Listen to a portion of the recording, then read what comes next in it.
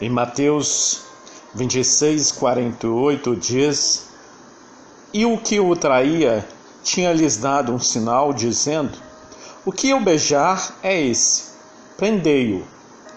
Às vezes nós questionamos e perguntamos: por que Judas precisou beijar Jesus? Bom, esse é um dos textos mais emblemáticos das Escrituras. Grandes são as maravilhosas lições que podemos extrair desse versículo, bem como entender o real motivo de Judas ter precisado beijar Jesus no momento de seu ato de traição. Indo direto ao ponto, é pacífico o motivo pelo qual Judas beijou Jesus. Foi para identificá-lo aos soldados romanos. Mas a grande e central pergunta é: por que Jesus precisou ser identificado?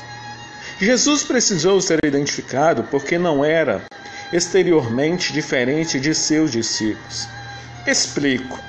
Jesus não dispunha de uma túnica mais brilhante ou se colocava sobre um estrado quando falava, de maneira que ficasse em posição superior a seus discípulos.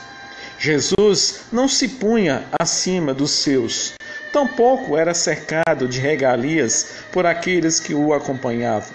Jesus precisou ser identificado porque se misturava com as suas ovelhas. Jesus precisou ser identificado porque era ele quem servia. E essa posição de servo não combinava muito com o conceito de liderança da época. Ora, se Jesus fosse diferente dos seus amados discípulos, era só Judas dizer: prendam aquele que tem uma capa dourada, ou aquele que dorme em uma tenda enquanto todos os outros estão de fora, ou aquele que come enquanto os outros ficam com fome. Se Judas não o fez dessa forma, penso eu que é porque Jesus não tinha uma capa diferente daquelas dos seus discípulos. Jesus não dormia em uma tenda enquanto os seus discípulos ficavam ao relento. E Jesus não comia enquanto os seus discípulos passavam fome. Que exemplo maravilhoso o nosso Mestre Jesus nos deixou.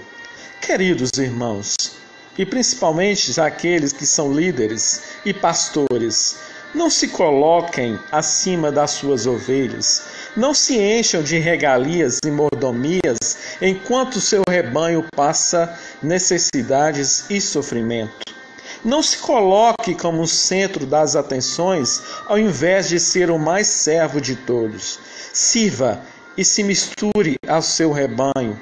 Não se cheire suas ovelhas, antes tenha cheiro de ovelhas. Não consigo entender a quantidade de magnatas do púlpito vivendo uma explícita e ostentação, enquanto suas ovelhas morrem com necessidades cada vez mais básicas.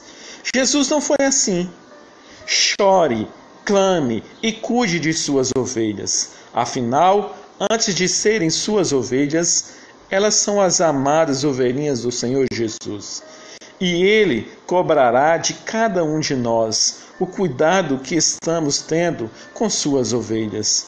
Às vezes, esquece-se que a escada da carreira ministerial é uma escada descendo, onde quanto mais se avança, mais se desce ao serviço. Aquele que acha que a escada da carreira ministerial é uma escada subindo à fama e ao prestígio, precisa, antes de tudo, se converter e se arrepender de sua vaidade, e então passar a ser o mais servo de seu meio, seguindo o extraordinário exemplo de nosso Senhor Jesus. Que Deus os abençoe grandemente.